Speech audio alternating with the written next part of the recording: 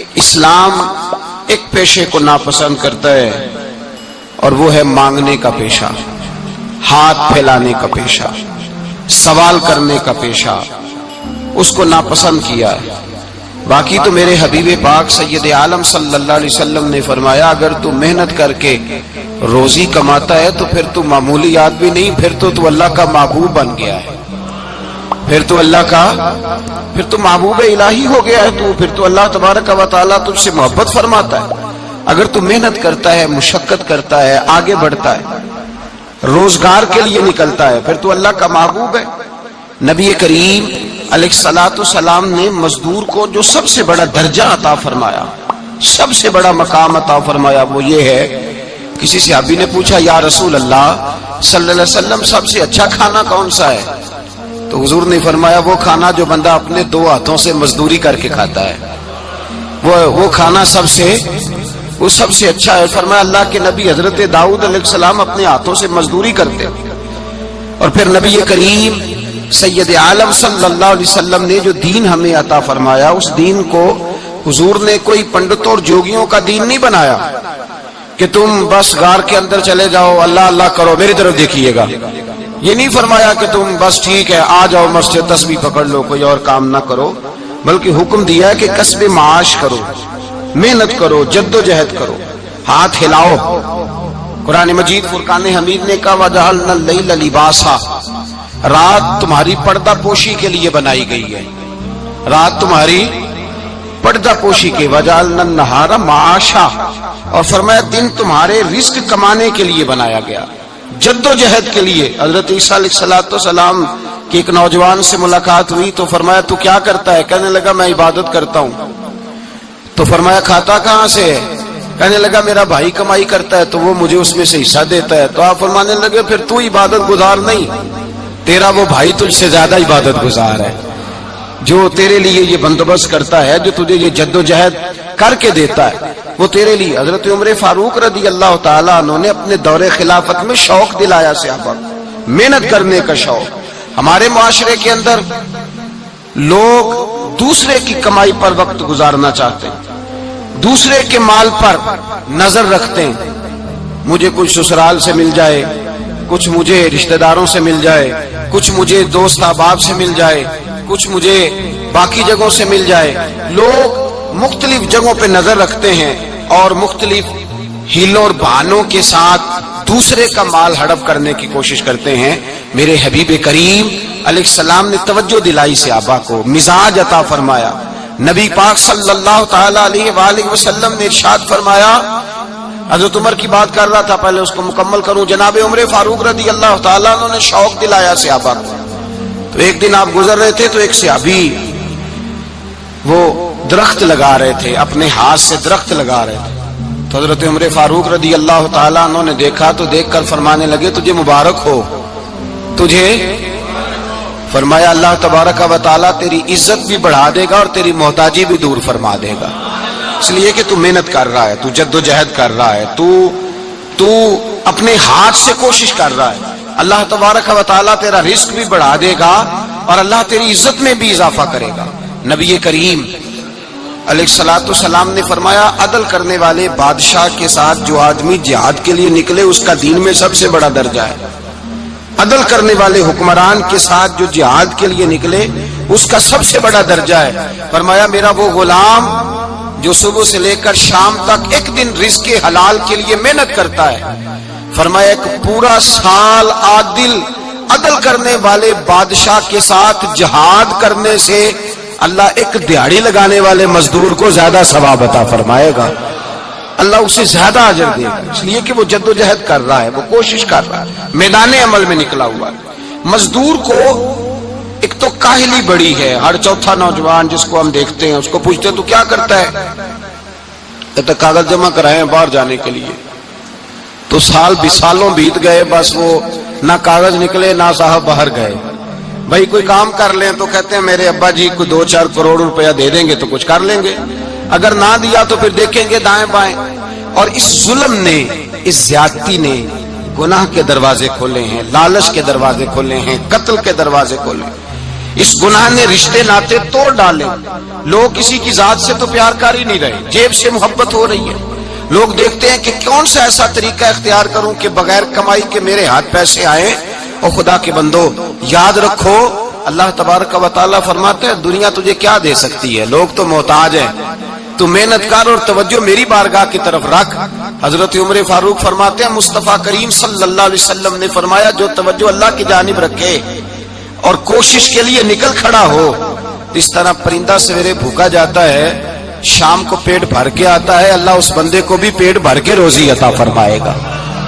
حضرت حسن بصری رحمت اللہ علیہ تشریف فرما تھے تو ایک نوجوان آیا. اس نوجوان نے کہا حضرت آج کے بعد میں نے فکر نہیں کرنی کام کاج کی, میں نے نہیں کوئی بھی توجہ کرنی کمانا کیسے ہے کھانا کیسے ہے, میری فکریں دور ہو گئی. فرمایا کیا ہوا؟ کہنے لگا میں آج جنگل میں مزدوری ڈھونڈنے گیا تھا تو میں نے ایک عجیب انداز دیکھا ہے. ایک شیر نے شکار کیا, اس نے کچھ خود کھایا, کچھ اس نے بانٹا, کچھ تھوڑا سا شکار لے کے وہ گیا. پہاڑ کی چوٹی پر ایک لومڑی بیٹھی تھی, وہ لومڑی دونوں ٹانگوں سے معذور بھی تھی, آنکھوں سے اندھی بھی تھی.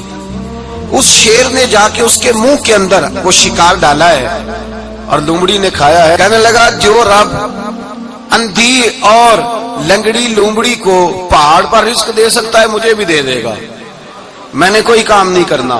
تو حضرت حسن بصری رحمت اللہ علیہ فرمانے لگے کتنی چیزیں دیکھی تو نے, ایک شیر اور ایک لومڑی.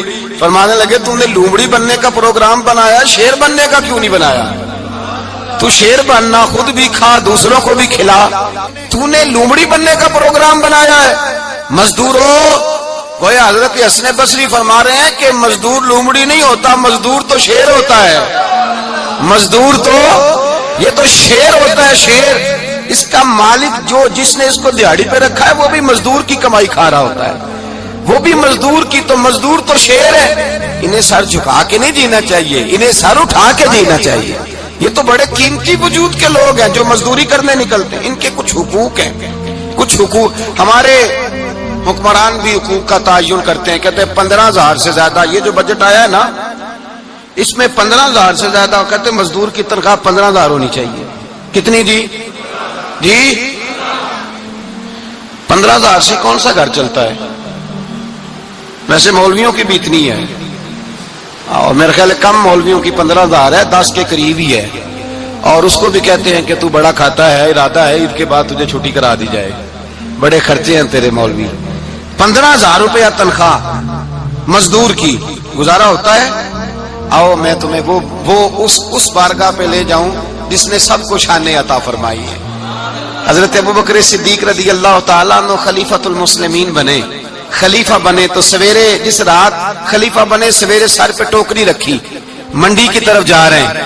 حضرت عمر فاروق رضی اللہ تعالیٰ عنہ مولا علی شیر خدا کو کسی نے بتایا کہ وہ تمہارا خلیفہ تو جا رہا ہے مزدوری کرنے, وہ تو جا رہا ہے کمائی کرنے. حضرت علی شیر خدا مولا کائنات جناب فاروق اعظم دونوں نے رستے میں روکا. کہ ابو بکر کہاں جا رہے ہو؟ فرمانے لگے کام کرنے جا رہا ہوں, مزدوری کروں گا, منڈی میں جاؤں گا, تجارت کرتا تھا اس کو جاری رکھوں گا, بچوں کا پیٹ بھی تو پالنا ہے. اب تمہاری حکومت کے پیچھے بچے تو نہیں نا بھوکے مروا لینے, میں نے کچھ کرنا تو ہے. حضرت عمر کہنے لگے چلا آ کے بیٹھ, ہم صحابہ کو اکٹھا کرتے ہیں اور مال غنیمت سے تیرا وظیفہ لگاتے ہیں, آپ کو وظیفہ ملے گا ماہانہ. تو آپ بیٹھ کر کے مسجد میں تو ڈیوٹی کریں. بیٹھ گئے, مشاورت ہوئی تو حضرت ابوبکر صدیق رضی اللہ تعالیٰ پوچھنے لگے جناب بتلائیے آپ کا کتنا وظیفہ لگایا جائے. تو حضرت ابوبکر صدیق فرمانے لگے اتنا لگا دو جتنی ایک مزدور کی تنخواہ ہوتی ہے.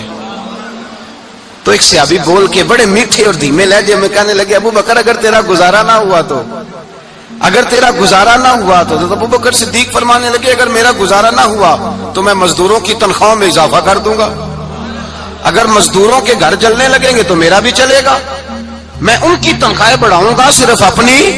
تو مزدور کے حقوق کا تعین کیا. سب سے پہلے تو میرے نبی پاک علیہ السلام نے منع فرمایا, فرمایا جس کو مزدوری پر رکھو پہلے اس کے ساتھ اجرت طے کرو. حضور صلی اللہ علیہ وسلم نے فرمایا جب تک اجرت واضح نہ ہو جاؤ کسی کو کام پر, جب تک اجرت واضح نہ ہو جائے, مکمل نہ ہو جائے کہ کیا دینا ہے, طے کریں. کیا لوگے؟ جو جناب دے دیں گے لے لوں گا۔ شریعت اس کو پسند نہیں کرتی، محبوب نہیں رکھتی۔ پہلے اس کے ساتھ پہلا حق مزدور کو یہ دیا کہ اس کی اجرت پہلے، بولیے اجرت پہلے اجرت طے ہوگی، یہ پہلا حق ہے۔ اور مزدور کا دوسرا حق کیا بیان کیا میرے نبی پاک نے؟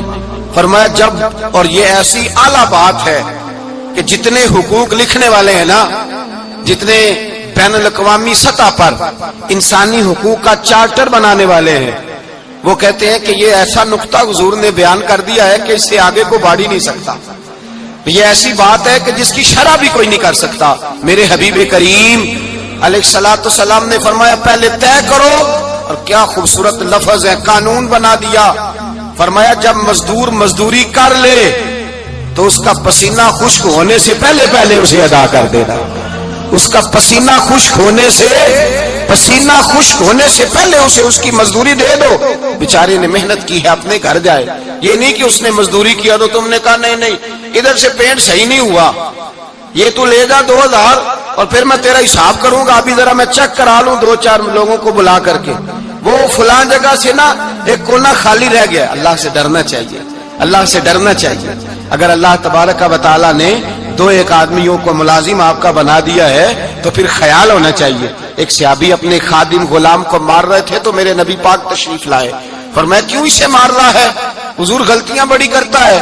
تو نبی پاک نے فرمایا جتنا تجھے اس پر اختیار ہے نا، اس سے کہیں بڑھ کر میرے رب کو تیرے اوپر بڑا اختیار ہے۔ کہا حضور یہ بڑی غلطی کرتا ہے، میں آخر کتنا معاف کروں؟ تو حضور نے فرمایا اتنا معاف کر جتنا میرا رب تجھے معاف فرماتا ہے۔ پتہ ہے تیری صبح سے لے کر شام تک کتنی کوتاہیاں ہیں۔ درگزر کا حکم دیا۔ پہلا حق یہ دیا مزدوری طے کرو، دوسرا حق یہ دیا پسینہ خشک ہونے سے پہلے ادا کرو، تیسرا حق یہ دیا کہ اس سے درگزر کرو، غلطی ہو جائے تو درگزر کرو۔ تو یا رسول اللہ مزدوری کتنی دیں؟ میرے نبی پاک بخاری مسلم حضور سید عالم صلی اللہ علیہ وسلم نے فرمایا مزدور کا حق بیان کیا نبی پاک نے، اور ایک بات ارشاد فرمائی تو اس کے اندر کئی پہلو، ایک حدیث میں کئی پہلو بیان فرمائے۔ حبیب پاک نے فرمایا جیسا تم کھاتے ہو ویسا ہی اسے کھلانا۔ کوئی نہیں، آپ شاید سو رہے ہیں کچھ حضرات۔ جیسا خود کھاتے ہو ویسا ہی، بھائی بس ختم ہو گئی بات۔ اتنی بڑی بات کر دی سرکار نے۔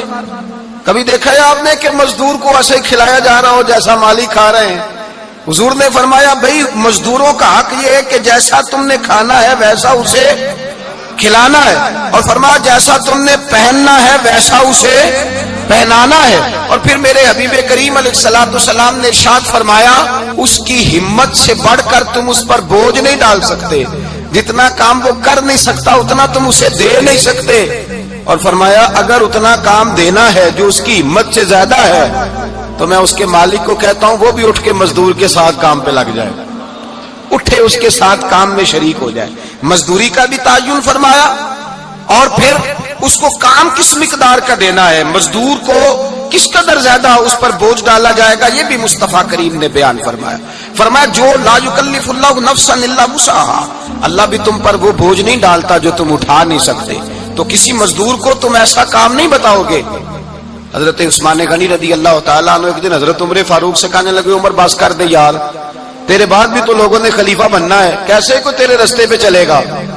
تو حضرت عثمان غنی سے جناب عمر کہنے لگے کیا ہو گیا؟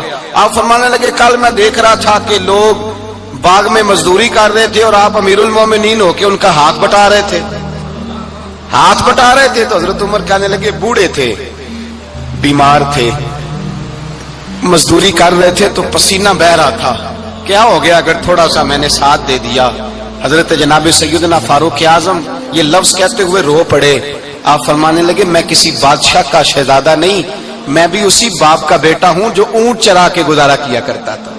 میں نے آگے بڑھ کے لوگ حیثیت بھول جاتے ہیں، اپنی حیثیت بھول جاتے ہیں۔ اللہ تبارک و تعالی جب کچھ عطا کرتا ہے ان کا رویہ اپنے ماتحتوں کے ساتھ اتنا سخت اور جابرانہ آمرانہ ہو جاتا ہے، اس قدر زیادہ ان کے لب و لہجے میں کڑواہٹ آ جاتی ہے، اس قدر زیادہ ان کی طبیعتوں کے اندر سختی اور غرور بھر جاتا ہے کہ وہ احساس ہی نہیں کرتے کہ جو سامنے بیٹھا ہے وہ بڑا ایک دکھی انسان ہے اور وہ تکلیف میں ہے، وہ آزمائش میں اپنے آپ کو مبتلا سمجھ رہا ہے۔ حضرت ابو ذر غفاری رضی اللہ تعالیٰ عنہ فرماتے ہیں میں اپنے ماتحتوں کے حق میں بڑا سخت تھا، سخت تھی میری طبیعت، میرے غلاموں کی جرت ہی نہیں تھی کہ وہ میرے سامنے گفتگو کر سکیں اور ٹھہر بھی سکیں۔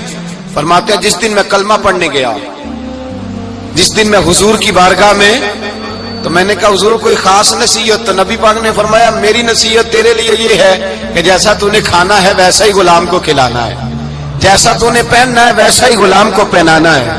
حضرت ابو ذر کہتے ہیں جو میرے اندر کمی تھی وہی میرے نبی نے نصیحت کر دی، جو میرے اندر کوتاہی تھی وہی غیب جاننے والے رسول نے بتلا دی۔ فرماتے میں گھر گیا، جب میں جاتا تھا تو ملازموں کا سانس خشک ہو جاتا تھا، وہ کانپنے ہانپنے لگتے تھے کہ جانے اب یہ کیا کرے گا۔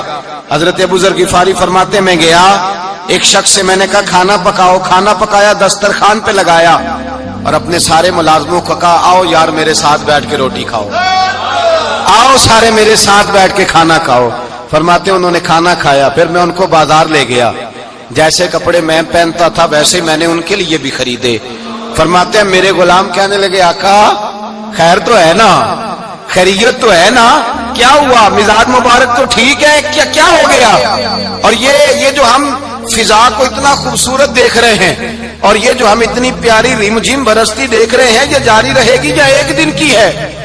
تو حضرت ابو ذر غفاری رو پڑے، کہنے لگے اب تمہیں ابو ذر غفاری بدلا ہوا ملے گا، اس لیے کہ اب میں وہ نہیں رہا، اب میں رسول اللہ کا کلمہ پڑھ کے غلام مصطفیٰ بن گیا ہوں، اب میں بدل گیا ہوں، میری طبیعت بدل گئی۔ غلاموں کے حق میں حضرت مولا علی شیر خدا غلام کو لے کر کے گئے دکان پر، حضرت مولا علی غلام کو لے کر گئے کپڑے کی دکان پر، 2 جوڑے خریدے، ایک کم قیمت کا ایک زیادہ قیمت کا، ایک کم قیمت کا ایک زیادہ قیمت کا، 2 جوڑے خریدے۔ جب واپس لوٹے تو غلام سے کہنے لگے تو اپنا لے لے۔ غلام کو پتا تھا کہ اس زمانے میں ہوتا کیا تھا، اس نے کم قیمت کا جوڑا اٹھایا۔ حضرت علی فرمانے لگے عجیب آدمی ہے، یہ تو تیرا نہیں یہ تو میرا ہے۔ اس نے کہا حضور کس طرح سے؟ آپ فرمانے لگے تیرے لیے قیمتی جوڑا اس لیے خریدا ہے کہ تو جوان ہے، اور میں نے اپنے لیے اس لیے چھوٹا خریدا ہے کہ میں تو اب بوڑھا ہو گیا ہوں، مجھے تو حاجت نہیں۔ کہنے لگا حضور بوڑھے اور جوان کا مطلب نہیں، آپ علی ہیں، من کنت مولا فہذا علی، علی مولا، علی مولا، آپ چونکہ مولا علی ہیں اور آپ امیر المومنین ہیں، لہذا آپ نے تخت پر بیٹھنا ہے، آپ نے سلطنت کو چلانا ہے، آپ پہنیے۔ حضرت علی فرمانے لگے تو میرا غلام بنا ہے نا، تو نے ابھی میرے نبی کا دیدار نہیں نہ کیا، تو بعد میں آیا ہے نا، اگر تو اس دور میں ہوتا تو جان جاتا کہ یہ عمل میرا ہے، پر اس کے پیچھے جو نصیحت کے پھول ہیں وہ مصطفیٰ کے عطا فرمائے ہوئے۔ تو بھائی یاد رکھیں نبی کریم سید عالم صلی اللہ تعالی علیہ وآلہ وسلم نے تعین فرمایا مزدور کے حقوق کا، تعین کیا۔ حضرت حکیم بن حزام کہتے ہیں میں حضور کی بارگاہ میں بیٹھا تھا تو نبی پاک صلی اللہ علیہ وسلم سے میں نے کہا یا رسول اللہ آپ کو کون سا آدمی پسند ہے، کون سا محنت کرنے والا پسند ہے؟ تو حضور نے فرمایا جس کے دونوں ہاتھ کام کریں، دونوں پیر چلیں اور اس کی پیشانی پر پسینہ آئے، وہ بندہ مجھے بڑا اچھا لگتا ہے۔ جس کی پسینہ آئے، آج لوگ مزدوری نہیں کرتے، دائیں بائیں دیکھتے ہیں، لوگ اپنے اندر وہ توانائی، وہ غیرت، وہ خودداری پیدا نہیں کرتے۔ بھائی گردن کو جھکا دیتا ہے خیرات کا پتھر، جہاں میں مانگنے والوں کے سر کبھی اونچے نہیں ہوتے۔ اور ایک بار کہنے لگے غیرت ہے بڑی چیز جہاں نے تگ و دو میں، پہناتی ہے یہ فقر کو تاج سردارا۔ اپنے اندر یہ توانائی پیدا کرنی چاہیے، یہ کوشش کرنی چاہیے۔ میرے نبی کریم صلی اللہ علیہ وسلم نے فرمایا تمہارے بعض گناہ ایسے ہیں جو صرف تم مزدوری کرنے جاؤ گے تو اللہ تمہاری مزدوری کی وجہ سے ہی تمہارے گناہ معاف فرما دے گا، اللہ تمہاری محنت اور کوشش کے سبب سے تمہاری ان غلطیوں سے درگزر فرمائے گا۔ حبیب کریم سید عالم صلی اللہ علیہ وسلم نے فرمایا مزدور جب قیامت کے دن آئے گا، بھئی عالم تو آیا، صوفی تو آیا، درویش تو آیا، صحابہ تو آئے، ان کا آنا تو شفاعت کے لیے شمار کیا گیا۔ میرے مصطفیٰ نے فرمایا جب مزدور آئے گا، مزدور کی سب سے بڑی غلطی یہ ہے کہ مزدور اپنے آپ کو نیچ سمجھتا ہے، مزدور کی سب سے بڑی غلطی یہ ہے کہ یہ اپنے آپ کو چھوٹا سمجھتا ہے، اس کی زیادتی یہ ہے کہ یہ اپنی سوچ کو بڑا نہیں کرتا، یہ سمجھتا ہے نہیں کہ بھئی میں تو 2 ہاتھوں کی محنت کی کمائی کھاتا ہوں، یہ آرزو کرم اور میں آپ سے کروں یہ بھیک اس کو دیجئے جس کا خدا نہ ہو۔ مزدور کی زیادتی یہ ہے کہ یہ اپنے آپ کو چھوٹا جانتا ہے۔ میرے مصطفیٰ نے فرمایا جب مزدور محنت کرنے والا قیامت کے دن آئے گا تو اس کا چہرہ اس طرح چمکے گا جس طرح 14ویں کا چاند چمکا کرتا ہے، اس قدر اس کا چہرہ چمکے گا جب آئے گا وہ صبح قیامت۔ میرے بھائیوں، مزدور ایک عظیم شخصیت کا نام ہے۔ محنت کرنا، اپنے دونوں ہاتھوں سے مشقت کرنا، جدوجہد کرنا۔ مجھے کئی سارے لوگ، میں جب ملک کے مختلف گوشوں میں جاتا ہوں تو کئی سارے لوگ کہتے ہیں آپ کے ابا جی کا مزار کدھر ہے، آپ کس مزار کے سجادہ نشین ہیں؟ تو میں ان سے کہتا ہوں میں سجادہ نشین نہیں، میں تو کسان کا بیٹا ہوں۔